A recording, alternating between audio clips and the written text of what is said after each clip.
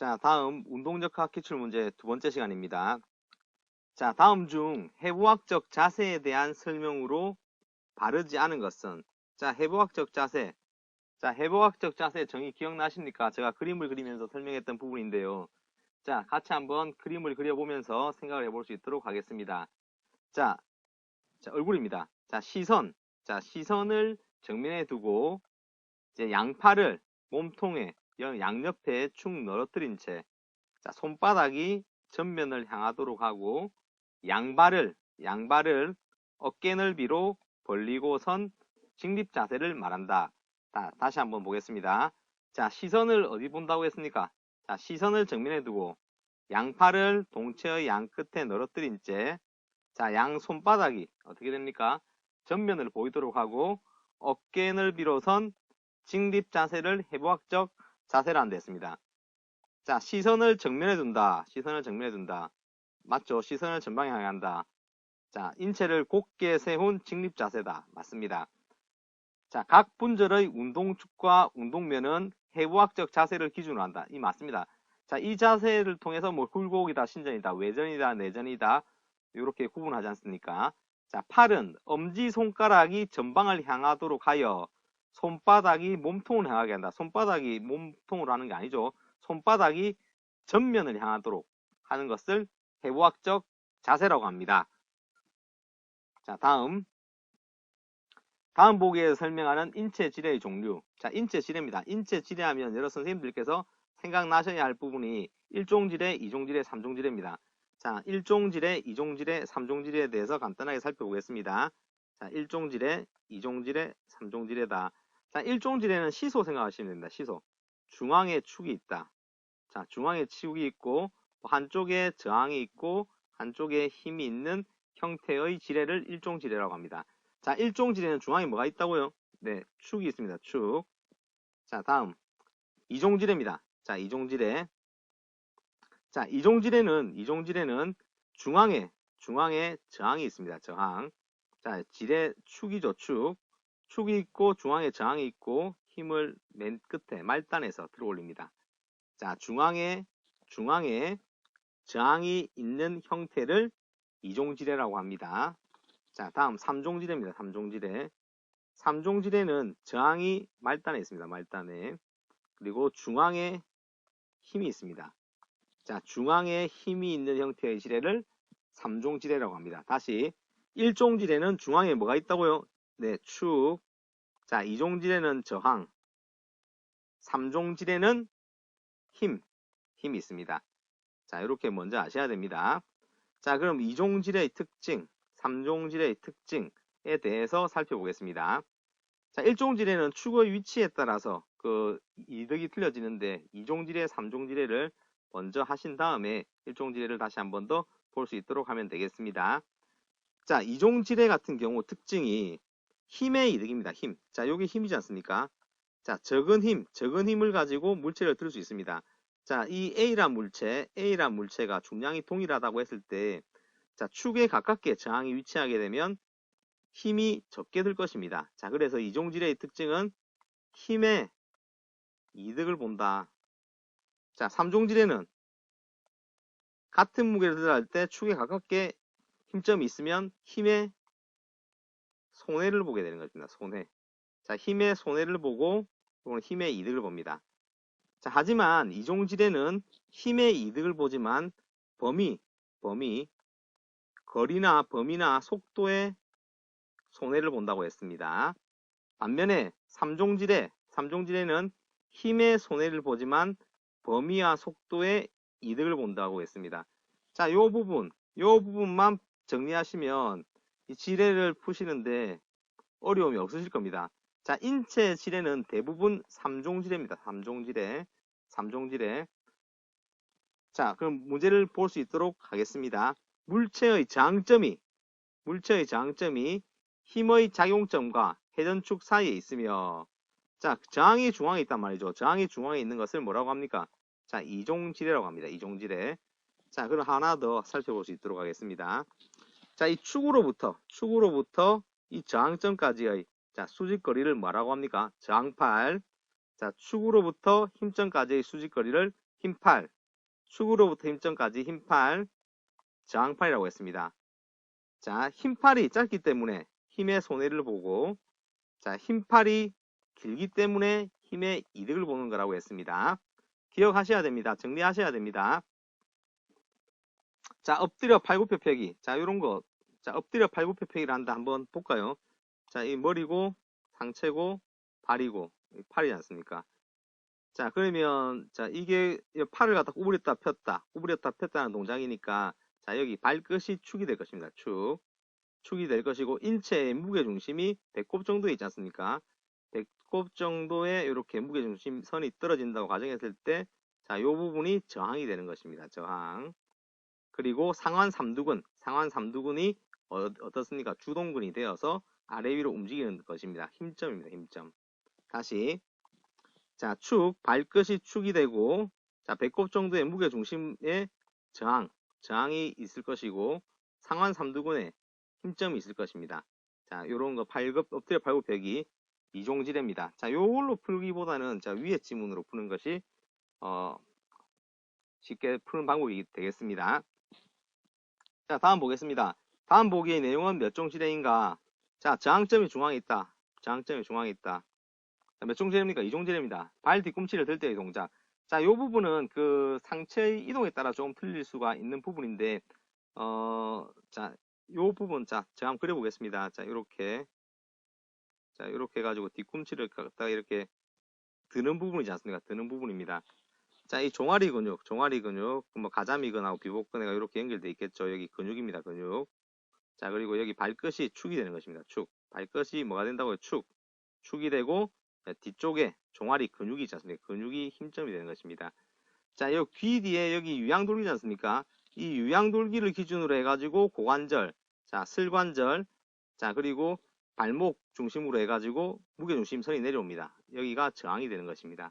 자, 따라서 발 뒤꿈치를 들 때의 동작은 이종지례입니다. 그런데 인체가 약간 몸을 앞으로 기울이게 되면 그 시소 형태로 해가지고 일종지례가 되기도 합니다. 자, 일단 우리 힘 저항점 받침점, 자, 요걸로 이제 정확하게 파악을 하는 겁니다. 자, 다음 인체 구조에서 가장 많이 차지하는 인체 지뢰의 종류는 3종 지뢰라고 했습니다. 3종 지뢰. 자, 다음 그림 보겠습니다. 자, 팔굽혀펴기죠. 자, 여기가 뭐가 된다고 했습니까? 자, 여기 뭐가 된다고 했습니까? 축입니다. 축. 자, 배꼽 중심으로 해가지고 뭐가 떨어집니까? 자, 저항점이 되겠죠. 자, 그리고 상완 삼두근이 뭐가 됩니까? 힘점이 됩니다. 힘. 중앙에 저항이 있다. 인체 중앙에 저항이 있다. 무게중심에 중력선이 떨어진다고 보시면 되겠습니다. 이종지례입니다. 이종지례. 자, 이 부분은 편집의 과정에서 뒤에 나와야 할 뿐인데 앞에 나왔는데 일단 한번 보겠습니다. 자, 영상 분석입니다. 영상 분석. 자, 우리 인체 움직임을 다양한 방법으로 해가지고 분석을 할 수 있지 않습니까? 그 동작 분석이 있었고, 힘 분석이 있었고, 그리고 근전도 분석이 있었습니다. 제가 한번 적어 보겠습니다. 자, 동작 분석이 있었습니다. 동작 분석이 있었고, 그리고 힘 분석이 있었습니다. 자, 그리고 근전도 분석이 있었습니다. 이 동작 분석의 대표적인 게 영상 분석이지 않습니까? 영상 분석. 자, 힘 분석의 대표적인 것이 뭐 지면 발력 분석이 있었고, 자, 그리고 족저 압력 분포 시스템 해가지고 설명을 드렸지 않습니까? 자, 그리고 근전도 분석이 있었다. 자, 다양한 운동 기술의 분석과 관련돼서 먼저 동작 분석, 힘 분석, 근전도 분석이 있었다. 그 중에 일단 영상 분석 있는 겁니다. 영상 분석. 자, 동작을 영상으로 찍어가지고 보는 거겠죠. 뭐 2차원, 3차원 영상 분석이 있었는데, 자, 영상 분석이 보는 겁니다. 보는 거. 뭘 봅니까? 움직임의 속도, 가속도, 각도, 이런 걸 보는 것이죠. 압력 중심의 위치. 이런 부분은 그 힘 분석과 관련돼서 족저 압력 분포 시스템, 이런 거겠습니다. 자, 영상 분석. 자, 운동학적 분석, 운동역학적 분석이었습니다. 운동학, 힘과는 관련 없이 인체 움직임을 분석하는 거죠. 운동학적 분석의 대표적인 것이 영상 분석입니다. 라고 할 수 있겠습니다. 자, 다음 살펴보겠습니다. 자, 다음 안정과 불안정, 정적 안정과 불안정에 대해서, 동적 안정에 대해서 나와 있는 문항이라고 할 수 있습니다. 자, 불안전할수록 유리한 종목 자세에 따른 역학적 요인으로 올바른 것은 자, 불안정할수록 유리하다. 불안정할수록 유리하다. 자, 불안정할수록 유리한 종목이 있고 안정할수록 유리한 종목이 있습니다. 자, 급격히 이동해야 되는 것, 방향 전환을 해야 되는 것. 자, 달리기 같이 땅 하면 나가야 되는 것. 자, 이런 것 같은 경우는 기저면 끝에 무게중심 선을 맞추지 않습니까? 자, 이런 거는 불안정할수록 좋지만 레슬링 경기, 유도 경기 이런 것은 안정할수록 좋은 경기라고 종목이라고 할 수 있겠습니다. 자, 유도의 방어 자세, 자, 씨름의 방어 자세, 레슬링의 방어 자세. 자, 이런 거는 뭡니까? 안정할수록 좋은 겁니다. 안정할수록 좋습니다. 안정할수록 잘 넘어가지 않는 겁니다. 자, 육상의 100m 크라우칭 스타트 자세. 자, 육상의 100m 크라우칭 자세는 자, 그 무게중심 선이 거의 손끝에 있죠. 손끝에 있어서 손에 많은 힘이 들어가야 될 것입니다. 조금만 힘의 균형이 불균형으로 이루어져도 앞으로 꼬꾸라지게 되는데요. 자, 이는 앞으로 출발할 때 앞으로 나가기 쉽게 하기 위함입니다. 자, 유도의 방어 자세다. 자, 기저면을 좁힌다. 기저면을 좁힌다. 자, 기저면이 뭡니까? 자, 발과 발이 있다. 자, 그럼 요걸 다 이은 선을 갖다 면적을 갖다 기저면이라 하지 않습니까? 자, 발, 손을 하나 짚었습니다. 자, 그러면 기저면은 이렇게 요 부분이 기저면이 되는 것입니다. 자, 그리고 발, 손. 자, 이렇게 땅을 짚었다. 자, 그러면 기저면이 어떻게 됩니까? 커지게 되는 것입니다. 자, 기저면이 클수록 어떻습니까? 안정해지는 것입니다. 안정해지는 것입니다. 자, 기저면을 좁힌다. 자, 유도의 방어 자세에서 기저면을 좁힌다는 말은 발을 갖다 이렇게 가깝게 하면 기저면이 좁은 것이고 발을 약간 넓게 쓰면 기저면이 증가하는 것입니다. 발을 약간 넓게 벌려야겠죠. 기저면을 좁히는 것이 아닙니다. 자, 몸의 중심을 낮춘다. 자, 무게 중심이 낮을수록 기저면 그 안정성이 높아지는 것입니다. 자, 예를 들어서 그 물체가 이런 물체가 있습니다. 이런 물체. 자, 이런 물체가 있고 자, 이런 다시 그리겠습니다. 이런 물체가 있고 이런 물체가 있다. 자, 그런데 두 물체의 무게중심은 틀릴 것입니다. A란 물체는 무게중심이 여기 있다면 B란 물체 거꾸로 돌렸을 때 무게중심이 위에 있을 것입니다. 자, 요 두 물체 중에 어느 것이 안정하겠습니까? 네, 맞습니다. 요 부분이 안정합니다. 자, 무게중심이 낮을수록 안정해지는 것입니다. 자, 정적 안정과 관련돼서 요 문제를 푼 다음에 다음 문제에서 한꺼번에 정리를 할 수 있도록 하겠습니다. 자, 씨름의 방어 자세다. 기저면을 넓힌다. 자, 맞습니다. 기저면을 넓힌다. 자, 맞다. 몸의 중심을 높인다가 아니죠. 낮춰야 됩니다. 낮춰야 된다. 자, 레슬링의 방어 자세. 자, 무게 중심이 기저면의 가장자리에 위치한다. 자, 인체의 무게 중심이 발바닥 두 개 기저면의 가장자리에 있다면 어떻게 됩니까? 조금만 밀어도 이렇게 밀게 되면 금방 넘어지게 되겠죠. 자, 여기 아니고 무게 중심이 인체의 중심에서 있어야 된다는 것입니다. 자, 제가 그림을 한번 그려보겠습니다. 자, 이렇게 레슬링 선수가 일단 방어 자세를 취하고 있는데 이렇게 해가지고 손을 앞으로 해가 방어 자세를 취하고 있는데 자, 이렇게 선 자세다. 자, 이렇게 선 자세일 경우는 자, 기저면이 뭐라고 했습니까? 자, 여기서 여기까지 기저면이라 했지 않습니까? 자, 기저면의 중앙에 무게중심이 떨어질 것입니다. 자, 기저면의 중앙에 무게중심이 떨어져서 여기서 여기까지의 거리 중앙에 있다. 하지만 지금 여기서 무게중심이 기저면의 가장자리에 위치한다는 말은 자, 몸을 갖다 이런 식으로 했을 경우입니다. 이런 식으로. 자, 이런 식으로 했을 경우, 이런 식으로. 자, 이런 식으로 했을 경우는 무게중심이 어떻게 떨어집니까? 무게중심이 요쯤이라 했을 때, 그 첫 번째 그림은 무게중심이 여기 떨어졌다면 이동한 거죠. 자, 이렇게 되면 기저면의 끝 부위에 있으므로 불안정하게 되는 것입니다. 자, 육상 100m의 크라우칭 스타트 자세. 무게중심이 진행 방향의 기저면 가장자리에 위치해야 된다. 이 부분은 맞는 부분입니다. 제가 그림을 잘 못 그리는데 한번 그려보겠습니다. 이렇게 하고, 자, 다리를 이렇게 하고, 손을 갖다 이렇게 짚고, 이렇게 있는 게 크라우칭 스타트 자세지 않습니까? 자, 무게중심이 거의 손끝까지 올 수 있도록 어깨를 앞으로 쭉 내밀지 않습니까? 내밉니다. 무게중심이 손끝에 올 수 있도록. 자, 무게중심이 뒤에 있다면 자, 출발할 때 불리할 것이 됩니다. 이렇게 되게 되면 조금만 몸이 앞으로 가도 무게중심이 깨지면서 앞으로 나가는 회전하는 힘이 생기게 되는 것이기 때문입니다. 자, 동적 안정과 정적 안정에 대해서 간단하게 다음 문제에서 정리를 할 수 있도록 하겠습니다. 자, 지금 정적 안정과 관련된 문제입니다. 인체의 안정성에 영향을 주는 요인에 대해서 설명이 틀린 것이다.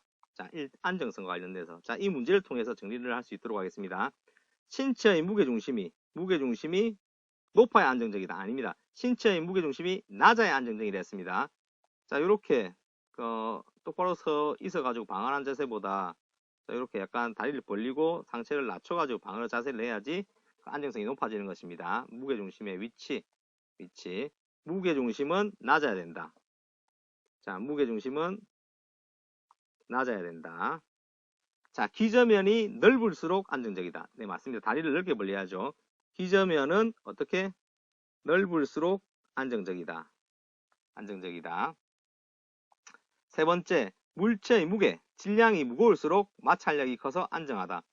자, 물체 A란 사람이 만약 100kg 나가고 B란 사람이 30kg 나간다고 했을 때, 자, A란 사람의 질량이 상대적으로 B란 사람보다 70kg 크지 않습니까? 자, 70kg 크다는 말은 그 100kg으로 당기는 힘이 크죠. 지면에 마찰하는 힘이 크다는 말입니다. 자, 100kg 사람을 밀 때, 30kg 사람을 밀 때 어느 사람이 더 잘 밀립니까? 자, 그 부분만 생각하셔도 충분히 아실 수 있는 부분입니다. 체중과 마찰력은 관련이 있습니다. 자, 그럼 마찰력은 수직항력과 마찰 개수의 곱으로 나타나는데 이 수직항력이 체중입니다. 체중. 자, 요거 한번 정리해 볼까요? 자, 뒷부분에 한 문제가 나오는데, 자, 마찰력은 수직항력과 마찰 개수의 곱으로 나타난다. 자, 수직항력은 체중입니다. 체중. 자, 물체의 질량이 무거울수록, 자, 물체의 무게가 무거울수록 안정적이다. 자, 정적 자세에서 신체의 무게 중심선이 기저면 밖으로 벗어나면 자세는 불안정해진다. 자, 맞는 부분입니다. 자, 정리하겠습니다. 무게중심이 낮아야 됩니다. 첫 번째, 무게중심이 낮아야 된다. 자, 그리고 기저면은 넓을수록 좋다. 세 번째, 무게가 많이 나갈수록 좋다. 자, 그리고 기저면의 중앙에 무게중심 선이 떨어질 때 안정적입니다. 네 번째.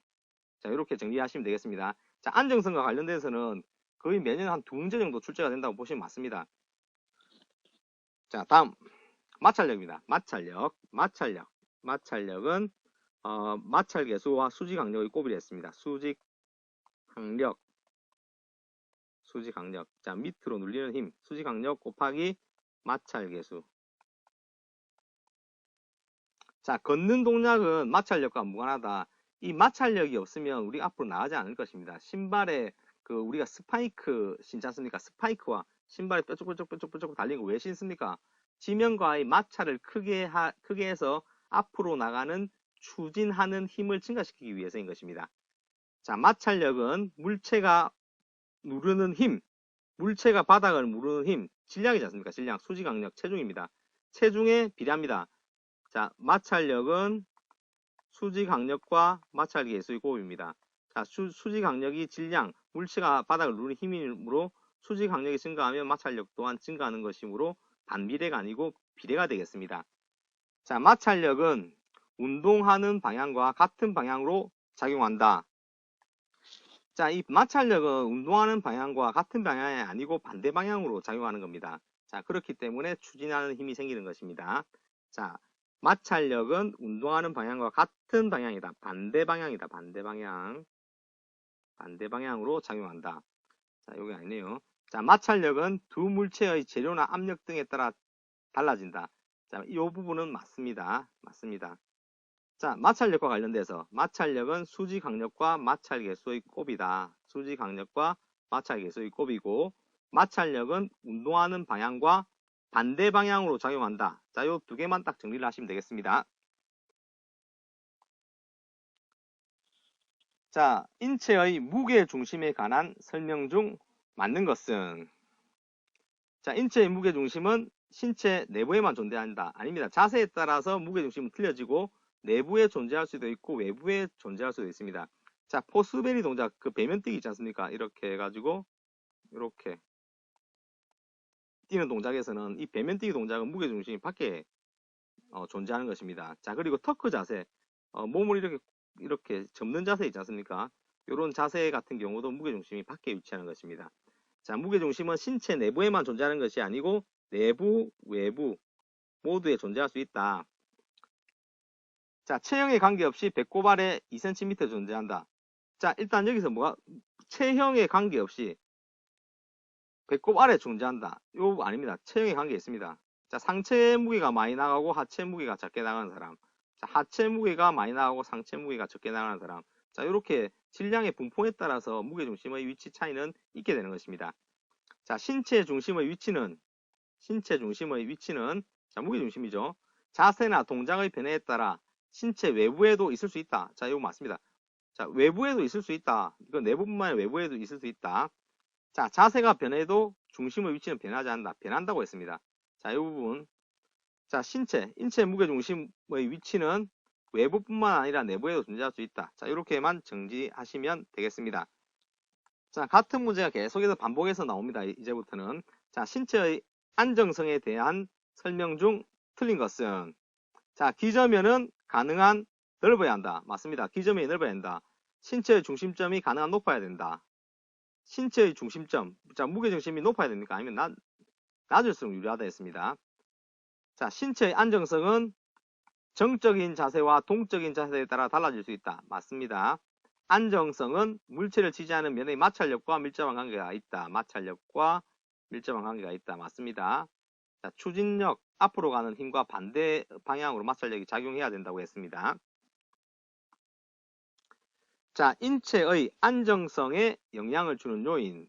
계속 같은 문제입니다. 기저면 넓이에 따라 안정성에 영향을 준다. 맞고, 안정성은 인체나 물체의 무게중심 높이에 반비례한다. 맞습니다. 자, 비례한다, 반비례한다. 비례한다면 무슨 말입니까? 만약에 여기서 비례한다고 나왔다. 자, 물체의 무게중심 높이에 비례한다.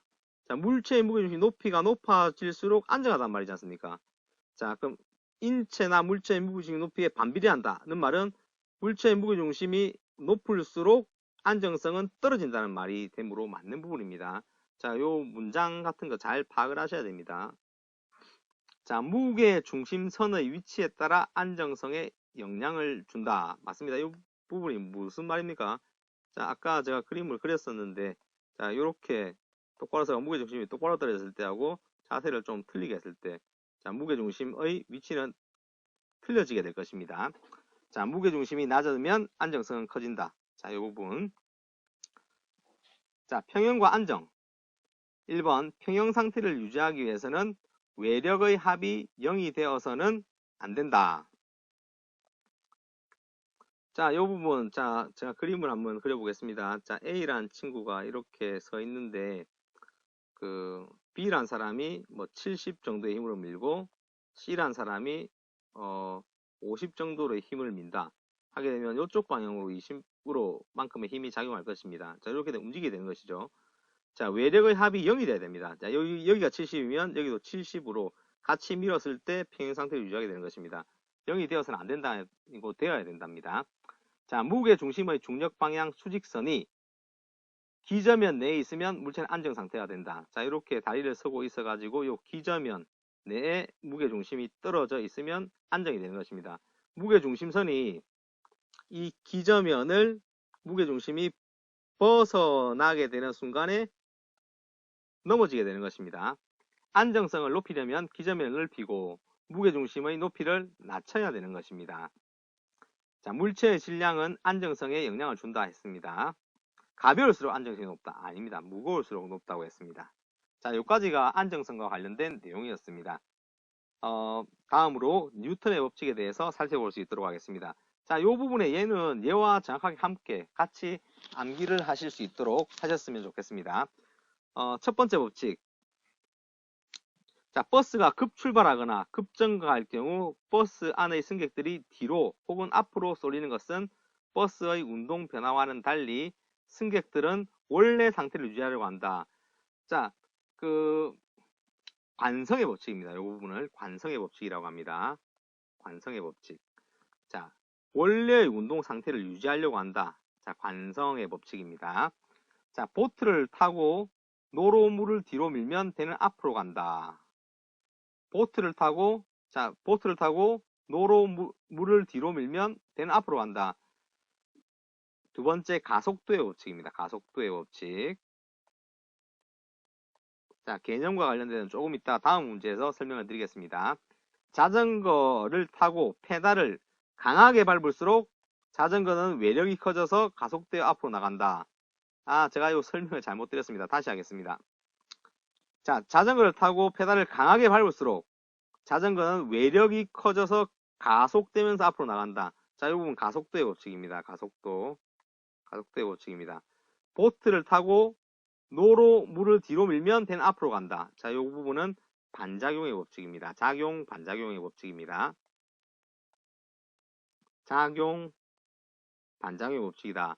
자, 보트를 타고 노로 물을 뒤로 밀면 작용입니다. 작용. 내가 힘을 가하면 이에 대한 반작용으로 된 앞으로 나간다는 것입니다.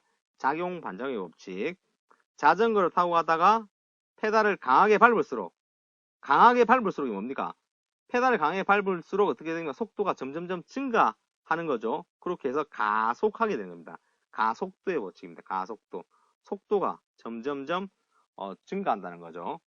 자, 관성의 법칙, 가속도의 법칙, 작용 반작용의 법칙. 자, 뉴턴의 1법칙, 2법칙, 3법칙입니다. 뉴턴의 1법칙인 관성의 법칙, 뉴턴의 2법칙, 가속도의 법칙, 뉴턴의 3법칙, 작용 반작용의 법칙.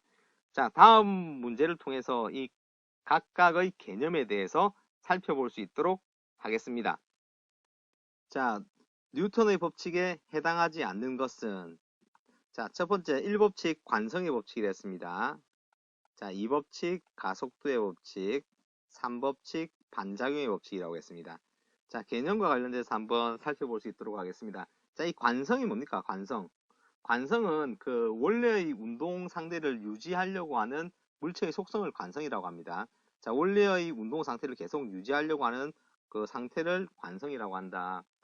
예를 들어서 어떤 물체가 있고 물체 외부로 힘이 가해지지 않으면 정지하고 있는 물체는 정지하려 할 것이고 움직이고 있던 물체는 움직이려 할 것입니다. 자, 예를 들어서 자, A란 물체가 정지하고 있고 자, B란 물체는 자, 움직이고 있다고 합시다. 자, 이 정지하고 있는 물체, 자, 움직이고 있는 물체라고 합시다.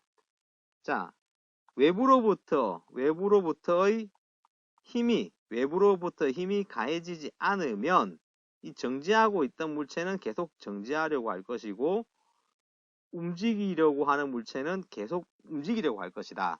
자, 요것이 관성의 법칙입니다. 다 같이 한번 해볼까요?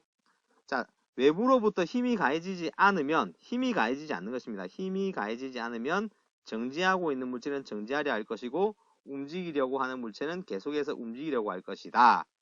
자, 요것이 관성의 법칙입니다. 관성의 법칙. 자, 예를 들어서 요런 거 있지 않습니까? 컵 딱 놓고 동전 놓고 책상 위에서 신문지 같은 거 놓고 쏙 빠른 속도로 빼게 되면 그대로 동전이 그대로 있는 부분이 있지 않습니까? 자, 이런 걸 관성의 법칙이라고 할 수 있겠습니다. 자, 요것과 관련된 것. 정지하고 있는 물체는 정지하려고 한다. 자, 외부로부터 힘이 가해지지 않으면 움직이려고 하는 물체는 계속 움직이려고 한다. 예를 들어 100m 달리기. 달려가다가 결승선을 통과한 다음 정지하려고 해도 앞으로 나가려는 관성 때문에 쭉쭉쭉쭉 좀 더 나가지지 않습니까? 이런 부분은 관성의 법칙이라고 할 수 있겠습니다. 자, 관성의 법칙입니다. 자, 두 번째 가속도의 법칙입니다. 가속도의 법칙. 자, 가속도의 법칙은 공식과 관련돼서도 아셔야 되는데, 자, 예를 들어서 자, 이 어떤 물체가 움직이고 있습니다. 자, 움직이고 있는 물체에 만약 같은 방향으로 힘이 가해지면 어떻게 됩니까? 가속도가 생기죠. 가속도. 자, 이 부분을 가속도의 법칙이라고 합니다. 즉, 다시 움직이는 물체에 동일한 방향으로 힘이 가해지면 이 힘만큼 앞으로 나가려고 하는 가속도가 생긴다. 자, 가속도의 법칙. 자, 이 부분 제가 조금 전에 설명드릴 때, 자, 힘은 질량과 가속도의 곱으로 나타난다고 했습니다. 자, 이 부분 기억나십니까? 힘의 단위 뭐라 했습니까? 뉴턴이었습니다. 자, 힘의 단위 뉴턴. 자, 질량, 가속도죠, 가속도.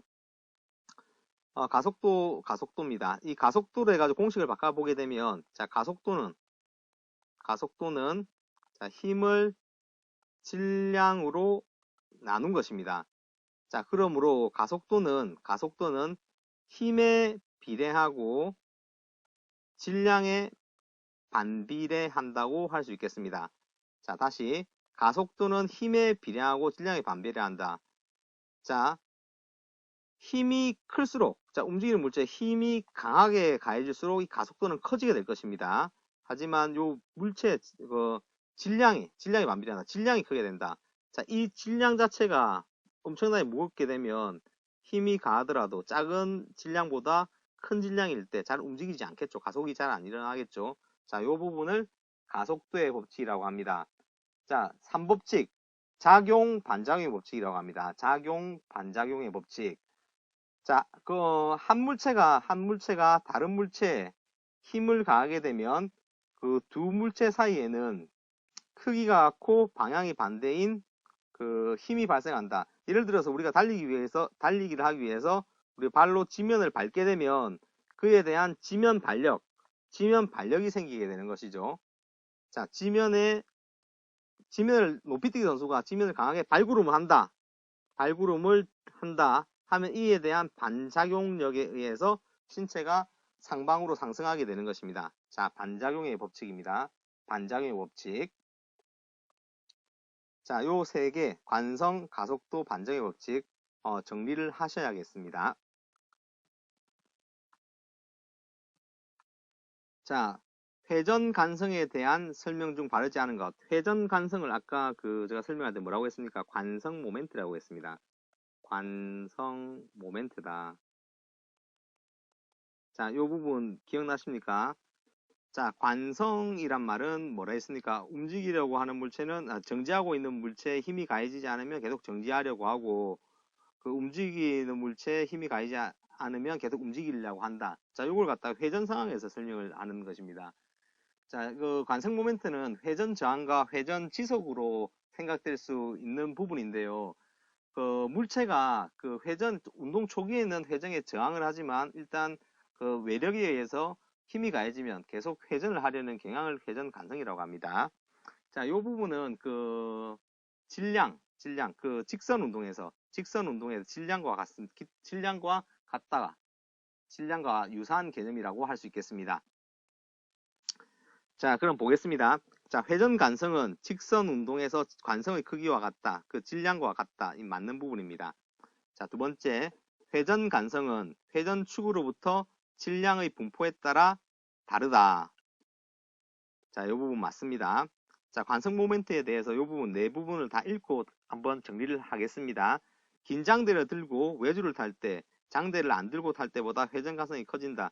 자, 외줄 경기할 때 긴 장대를 들지 않습니까? 이 장대를 들 때 어떤 장대를 들여야 됩니까? 좀 긴 장대를 들여야 되고, 또 약간 무거울수록 좋습니다. 자, 무겁다는 것은 무게중심이 낮아져서 안정성 측면에서 유리한 것이고, 장대가 긴다는 것은 자, 인체 축으로부터 질량의 분포를 넓게 함으로써 회전을 용이하지 않게 한다는 것과 관련된 것입니다. 자, 다이빙 선수가 신체 중심으로 모으는 자세, 팔을 신체 중심으로 모으는 자세는 회전 간성을 축소시키는 것이다. 자, 이 부분 맞습니다.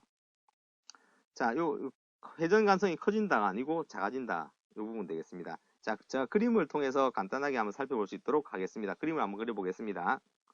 자, 제가 지금 피겨 스케이트 선수를 그리는데요. 자, 이렇게 김연아라고 합시다. 김연아가 이렇게 회전을 할 때 팔을 이렇게 벌려가지고 회전을 할 때도 있고, 이렇게 팔을 인체 축에 가깝게 모아가지고 회전할 때도 있습니다.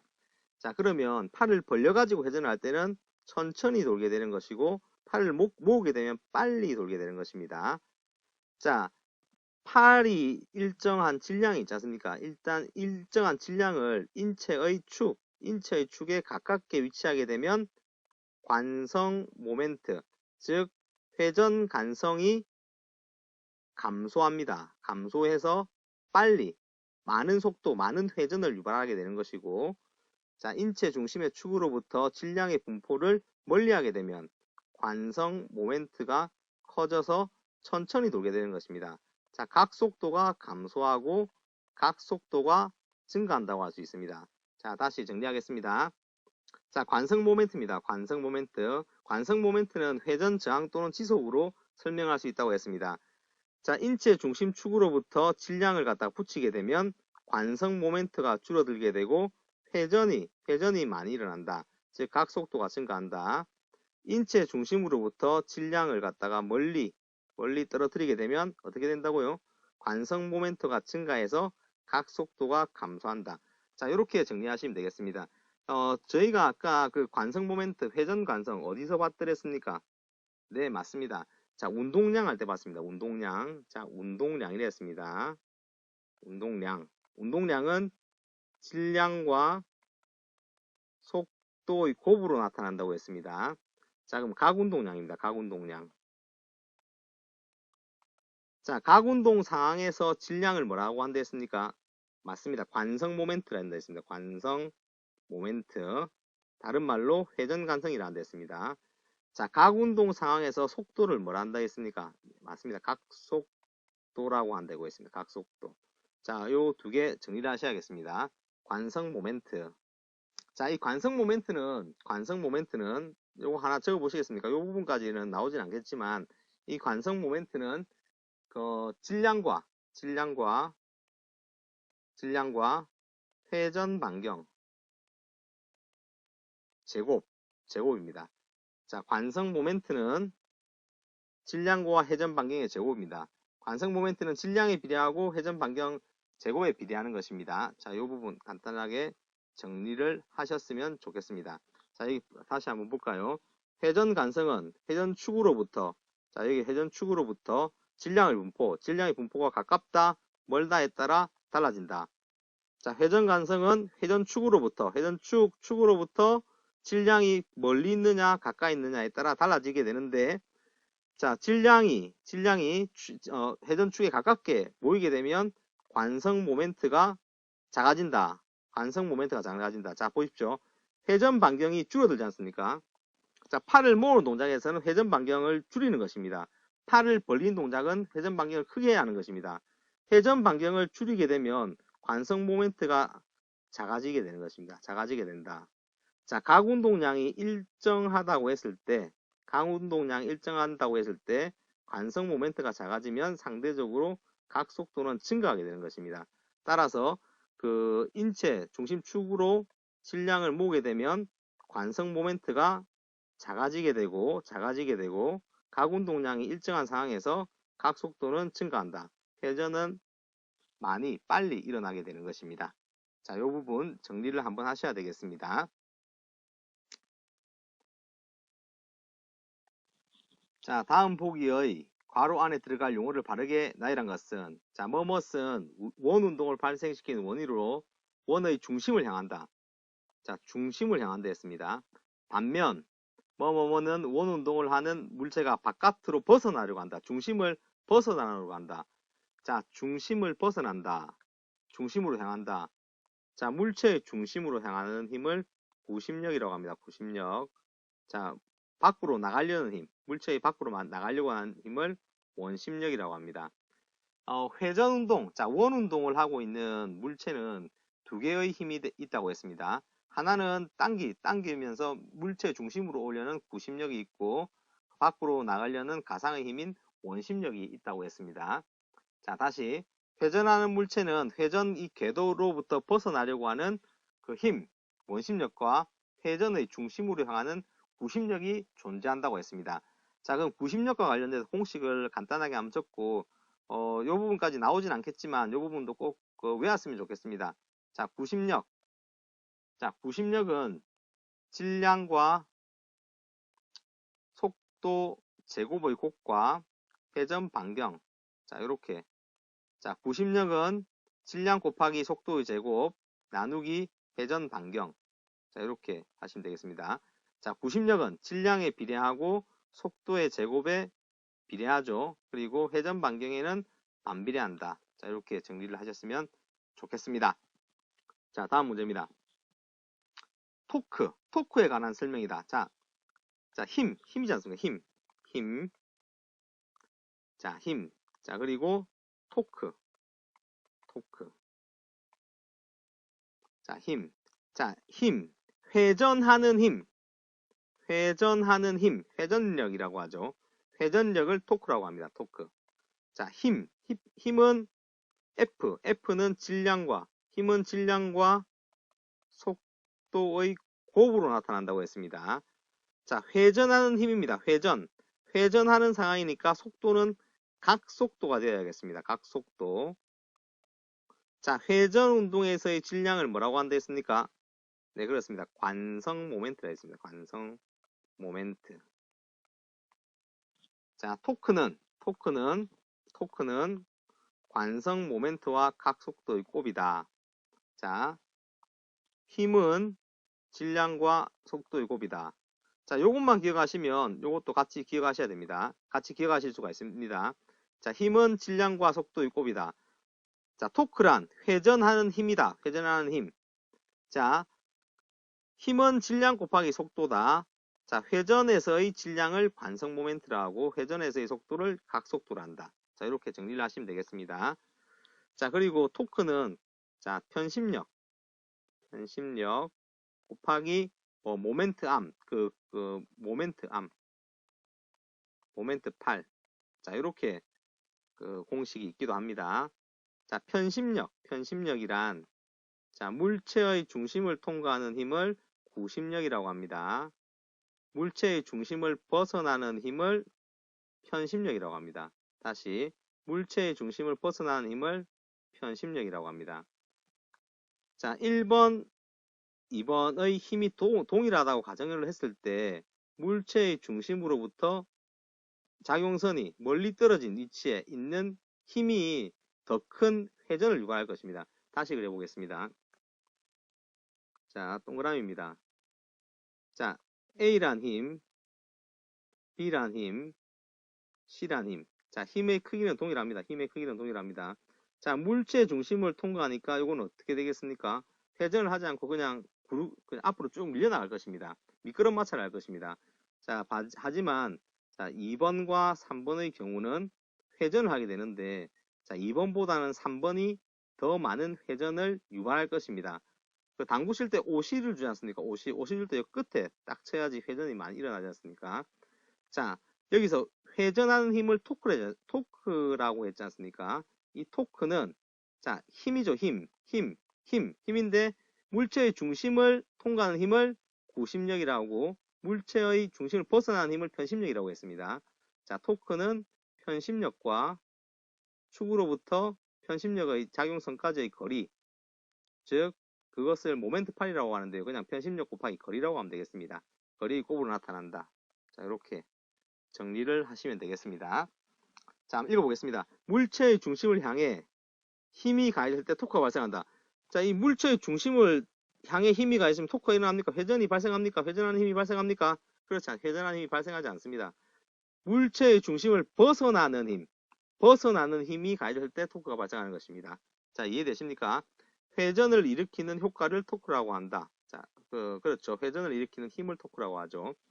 자, 토크는 회전축으로부터 자, 토크는 자, 여기가 회전축이라 합시다. 회전축으로부터 여기서까지가 장팔입니다. 장팔. 자, 2번까지의 장팔, 3번까지 장팔. 거리입니다. 거리. 장팔, 거리 같은 말입니다. 자, 축으로부터 장팔까지의 거리가 클수록 더 큰 회전력을 발생하는 것입니다. 자, 시소는 토크의 원리를 이용한 놀이기구이다. 토크의 개념, 지대와 연관해서 공부를 하셔도 되겠습니다.